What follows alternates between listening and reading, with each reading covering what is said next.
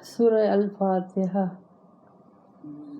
إياك نعبد وإياك نستعين.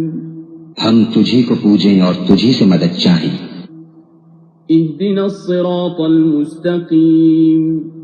ہم کو سیدھا راستہ چلا.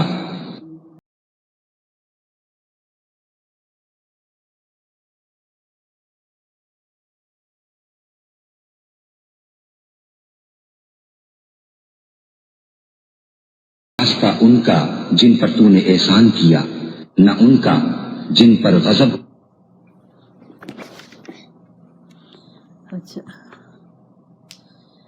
ایاک نعبد و ایاک نستعین.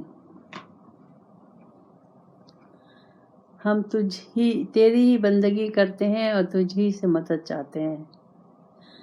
مدد کائے کی چاہتے ہیں؟ اہدنا الصراط المستقیم، سیدھے راستے کی. سیدھا کون سا راستہ؟ صراط الذین انعمت علیہم، سیدھا وہ راستہ، ان لوگوں کا راستہ جس پر تو نے انعام کیا، نہ کہ ان لوگوں کا غیر المغضوب علیہم ولا الضالین، نہ کہ ان پر جن پر تیرا عذاب ہوا اور جو گمراہ ہوئے. اچھا، اب ہمیں سمجھنا ہے ان آیتوں کو اپنے لیے. ہم ہر نماز میں 5 دن نماز میں اگر تہجد پڑھتے ہیں تو سمجھو 6 نمازوں میں ہم یہ اللہ سے دعا مانگتے ہیں. اللہ سے کہتے ہیں، کیا کہتے ہیں؟ ایاک نعبد، ہم تجھے پوجتے ہیں. اب پوجنے کا، اس کو اگر ہم سمجھے تو پوجنے کا کیا مطلب؟ صرف نماز پڑھنا ہے. اب اس کے آئینے میں ہمیں اپنے آپ کو دیکھنا ہوگا. کیا اللہ سے ہم کہتے ہیں، ہم ہر نماز میں کہتے ہیں کہ ایاک نعبد، ہم تجھے ہی پوجتے ہیں، یعنی تیری بندگی کرتے ہیں. تو پوجنے کا کیا مطلب؟ صرف نماز نہیں، اور پھر تجھ ہی سے مدد مانگتے ہیں. تو اب یہاں سوال پیدا ہوتا ہے، کیا ہم صرف اللہ سے مدد چاہتے ہیں؟ اگر پوچھا جائے تو ہم یہ فوراً یہ کہیں گے کہ ہاں، ہم اللہ ہی کو پوجتے ہیں اور اللہ ہی سے مدد مانگتے ہیں. لیکن اگر اس کے آئینے میں اپنی صورت دیکھی جائے تو اس کے بالکل برعکس ہے. بندگی پوجنے کا کیا مطلب؟ ایک انتہائی بلند ہستی کے سامنے انتہائی ذلت اختیار کرنا. انسان کے جسم میں یہ پیشانی جو ہے یہ سب سے عزت والی جگہ ہے، یہ اللہ کے آگے ہم جھکاتے ہیں. لیکن اگر عملی لحاظ سے دیکھیں تو ہمارا اس کے برعکس، ہر چیز برعکس ہے. تو اب یہاں ہم اللہ سے جو ہم کہہ رہے ہیں کہ ہم تیری پوجا کرتے ہیں، تو کیا ہم اللہ سے جھوٹ نہیں بول رہے؟ ہم اللہ سے جھوٹ نہیں بول رہے، بلکہ ہم اللہ سے جھوٹ نہیں بول رہے، ہم اپنے آپ سے جھوٹ بول رہے ہیں.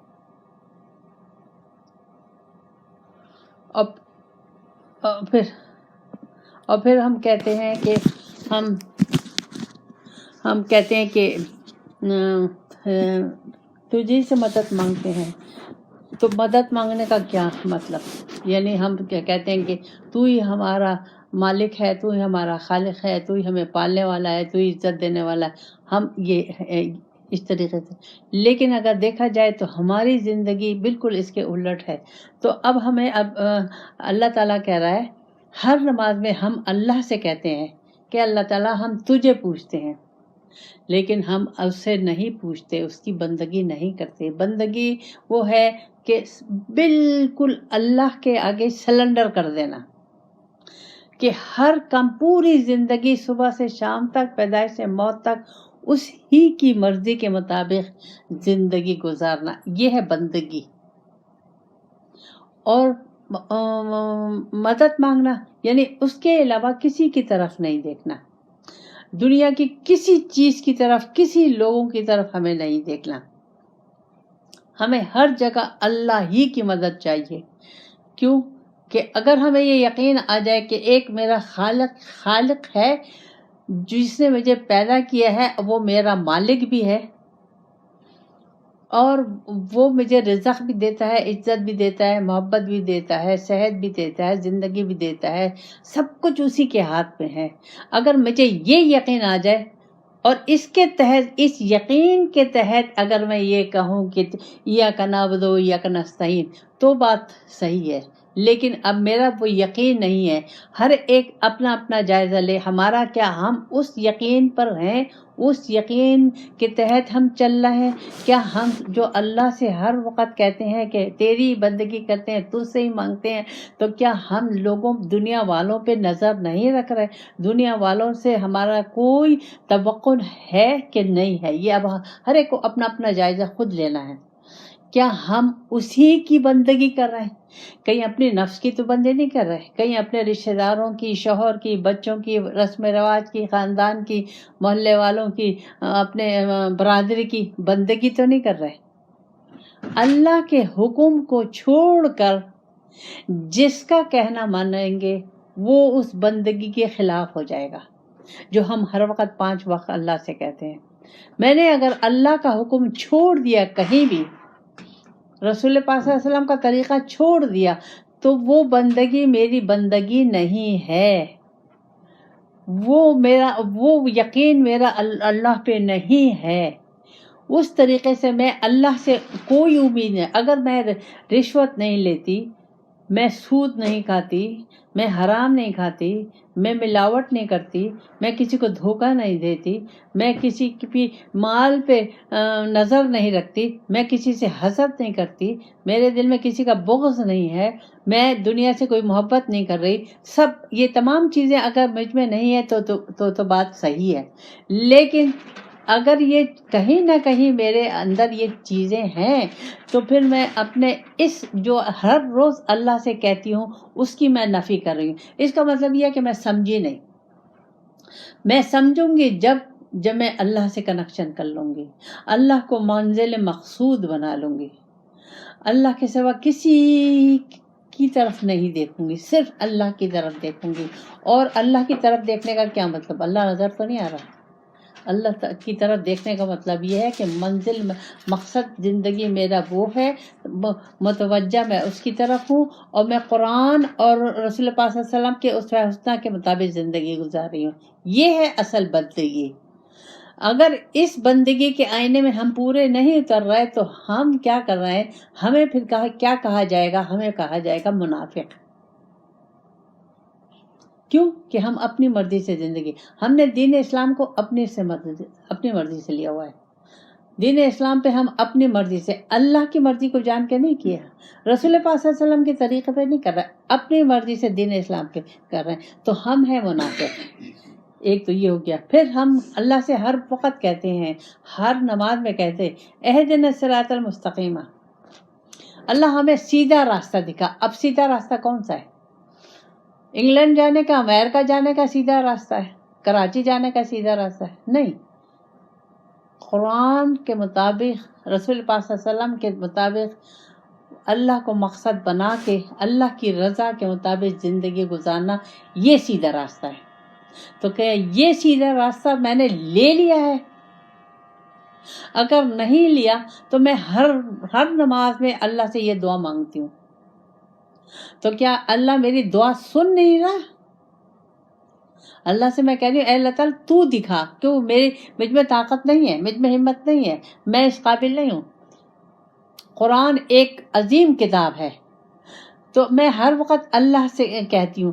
تو اگر میں اللہ سے میں کہہ رہی ہوں تو کیا اللہ میری سن نہیں رہا؟ نہیں، اللہ میری سنتا ہے، لیکن میں جس طریقے سے کہہ رہی ہوں وہ میری اللہ نہیں سنے گا، وہ اللہ تعالیٰ میری نہیں سنے گا. کیوں کہ اس کو میں نے منزل مقصود تو بنایا نہیں، زندگی کا مقصد تو اس کو پانا بنایا نہیں. قرآن کو میں نے نمونہ اپنی زندگی کو اس میں ڈھالا نہیں، رسول پاک صلی اللہ علیہ وسلم کو میں نے اپنا آئیڈیل نمونہ بنایا نہیں. تو پھر میں یہ کیسے یہ راستہ حاصل کر سکتی ہوں؟ سب سے پہلے تو مجھے اللہ کو جاننا ہوگا، پہچاننا ہوگا، اس کو زندگی کا مقصد، کیونکہ بنایا اللہ تعالیٰ نے مجھے اپنے لیے، دنیا کے لیے نہیں بنایا. دنیا مجھے دی ہے، اس طریقے سے استعمال کرو کہ میں تمہیں مل جاؤں اسی دنیا میں. تو اگر میں نے اللہ سے تک پہنچنا ہے تو پھر اس کا واحد راستہ قرآن، رسول پاک صلی اللہ علیہ وسلم کا طریقہ، اس کے مطابق زندگی گزاریں گے تو وہ پھر ہے کہ میں سیدھا راستہ. اور وہ ہم کمزور ہیں، ہم اللہ سے توفیق مانگ رہے ہیں کہ اللہ تعالیٰ تو ہی ہدایت دینے والا ہے، تو ہی ہمیں یہ راستہ دکھانے والا ہے. لیکن یہاں ہم رٹو طوطے کی طرح ہم پڑھ رہے ہیں، اس کو سمجھ نہیں رہے، اپنے کو قرآن کو سمجھ نہیں رہے، اللہ کو سمجھ نہیں رہے، اللہ کو مقصد زندگی بنایا نہیں ہے، اللہ سے کنیکشن کیا نہیں ہے. تو اب ہر وقت ہم پانچوں نماز میں یہی ایک رٹ لگا رہے ہیں.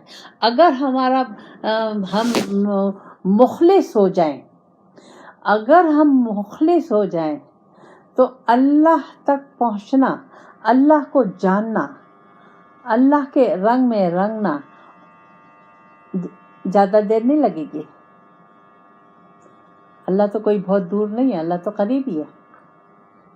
اللہ کہتا ہے میں اشارت سے قریب ہوں، لیکن مجھے نظر نہیں آ رہا، اس لیے کہ میری زندگی کا مقصد نہیں ہے وہ. میں نے اس کو اپنی زندگی میں نہیں لیا ہوا ہے. میں تو ایک مسلمان گھرانے میں پیدا ہو گئی ہوں، بس اس کا میں خمیازہ بھگت رہی ہوں. میں نے تو حالانکہ اللہ نے مجھے عقل دی ہے، مجھے علم دیا ہے، شعور دیا، لیکن اس سے میں نے کام نہیں لیا. میں خاندان والوں کو دیکھ رہی ہوں، گھر والوں کو دیکھ رہی ہوں، اس کو دیکھ رہی ہوں، میں اللہ کو نہیں دیکھ رہی، میں اپنے کو نہیں دیکھ رہی. میں نے اپنی پیدائش پہ غور نہیں کیا، اپنے پیدا ہونے پہ غور نہیں کیا، اللہ تعالیٰ نے مجھے زندگی کیوں دی اس مقصد کو نہیں جانا. تو میں لگی ہوئی ہوں. اگر مجھ میں یہ شوق پیدا ہو جائے، یہ میرے دل میں ایک تڑپ ہو جائے، ایک ایسا تڑپ میرا دل ہو جائے کہ مجھے جاننا ہے اللہ کو، مجھے اللہ تک پہنچنا ہے، مجھے اللہ کے رنگ میں رنگنا ہے، مجھے مکہ جانا ہے. مکہ جانا یعنی اللہ سے ملاقات کرنی ہے. اللہ تو یہاں بھی ہے، لیکن ایک شوق ہے. ظاہر ہے مکہ اللہ تعالیٰ نے اس پہ اپنا نام رکھا ہے تو شوق تو ہوگا جانے کا. لیکن اصل مقصد ہے اللہ سے ملنا، اللہ سے ملاقات. تو اس کی ایک بڑی اچھی مثال ہے جو مولانا روم نے بتائی ہے کہ انسان ہے آگے صراط الذین انعمت علیہم، صراط الذین انعمت علیہم، وہ راستہ جن پر تو نے انعام کیا. اب دیکھیں انعام کس پہ کیا اللہ تعالیٰ نے؟ صدیقین ہیں، شہداء ہیں، انبیاء ہیں، صالحین، یہ سب ہیں. اب اس زمرے میں تو ہم آتے نہیں ہیں، لیکن ہم چاہتے ہیں کہ اللہ تعالیٰ ہمیں بھی ان کے ساتھ شامل کر دے. تو اس کے لیے اب ہمیں چاہیے ذوق، شوق، محبت، عشق. ہمیں اپنے اندر کو جگانا ہے، اللہ سے تلاش ڈھونڈنے میں لگنا ہے، اس سے کنیکشن جوڑنا ہے. اب کسی طرح میں چاہ رہی ہوں کہ میں اللہ کو جان جاؤں، اللہ کے رنگ میں رنگ جاؤں، میں رسول پاک صلی اللہ علیہ وسلم کو جان جاؤں، ان کے رنگ میں رنگ جاؤں، میں ان کے قدموں میں جگہ بنا لوں، میں اللہ کا قرب حاصل کر لوں. جب میرے اندر یہ شوق، یہ محبت پیدا ہوگا تو اس کا ایک ہم جیسے جو نالائق لوگ ہیں اور یہ جذبہ آ گیا تو ہمارے لیے پھر مشکل نہیں ہے. وہ کیسے؟ مولانا روم فرماتے ہیں ایک جگہ کہ ایک چوٹی تھی. اب انہوں نے مثال دیا چوٹی، ظاہر ہے ہماری حیثیت بھی اس وقت چوٹی کی ہے، اس میں ہمیں دیکھنا ہے کہ کیا وہ ہمیں سمجھانا چاہ رہا ہے. ایک چوٹی تھی، وہ چاہ رہی تھی کہ میں کسی طرح یہ کعبہ دیکھوں، لیکن چوٹی تو کعبہ میں نہیں پہنچ سکتی تھی، نہیں جا سکتی تھی. لیکن اس کا شوق تھا، وہ ہر وقت اسی تصور میں، اسی مگن میں رہتی تھی کہ کسی طریقے سے میں اللہ کا گھر دیکھوں، خانہ کعبہ دیکھوں. تو وہ جستجو میں ہر وقت لگی ہوئی تھی. تو وہ لوگوں سے اس نے سنا کہ وہاں کبوتر بھی ہوتے ہیں، اس رنگ کے ہوتے ہیں، یہ کلر ہوتا ہے، یہ تو سب کسی نے بتانے والے نے اس کو بتا دیا. اب اس نے اپنے ذہن میں رکھ لیا. ایک دن موسم اچھا تھا، حرم کے کبوتر آئے اور یہاں باغ میں بیٹھ گئے. چاہے وہ مردان کا باغ ہے، چاہے وہ ٹرکی کا باغ ہے، لیکن وہ باغ میں بیٹھ گئے آ کے. تو وہ جو چوٹی تھی اس نے دیکھا، اسے ایک دم یاد آ گیا، او اس میں دیکھتی ہوں کہ اس میں سے حرم کے کبوتر کون سے ہیں. تو اس کو نظر آ گیا وہ نشانیاں جو اس نے سن رکھی تھی، وہ محبت، وہ عشق کے جذبے میں. تو وہ کبوتر اسے نظر آ گیا. تو وہ جا کے چپکے سے کبوتر کے پاؤں سے چمٹ گئی. اب چمٹ گئی، کبوتر اپنے کھانا پینا سب کر کے روانہ ہو گئے، چلے گئے تو وہ پہنچ گئی حرم میں. اب یہ کیا ہے؟ اب یہ مولانا روم کہہ رہے ہیں کہ ہم اس قابل نہیں ہیں کہ ہم صدیقین نہیں ہیں، ہم شہداء نہیں ہیں، ہم تو ہمیں ہمارا وہ شوق، وہ جذبہ، وہ محبت، اگر ہم ان اللہ والوں کی صحبت میں بیٹھیں گے، ان صدیقین کی صحبت میں بیٹھیں گے، صالحین کی صحبت میں بیٹھیں گے، تو ان کی برکت سے اللہ تعالی ہمیں بھی معاف کر دے گا اور ہمیں بھی وہ اپنے دیدار نصیب کر دے گا. یہ ہے. تو اب ہم اللہ تعالیٰ سے کہہ رہے ہیں کہ اللہ تعالیٰ وہ راستہ ہمیں دکھا جن پہ تو نے انعام کیا، جن سے تو راضی ہو گیا. تو اللہ تعالیٰ کا انعام کس پہ ہے؟ صدیقین پہ ہے، شہداء پہ ہے، صالحین پہ ہے.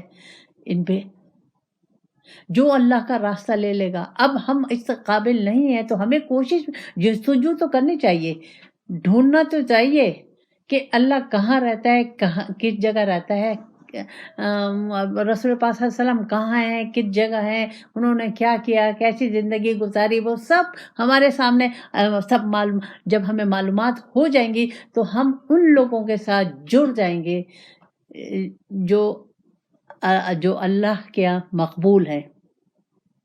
پھر ہم اللہ تعالیٰ سے کہہ رہے ہیں کہ اللہ تعالیٰ ہمیں ان میں نہ شامل کرنا. غیر المغضوب، یہ کون ہے؟ یہ یہودی. تمام بنی اسرائیل جو ہے وہ یعقوب علیہ السلام کی سے 1,44,000 پیغمبر ان کے پاس آئے،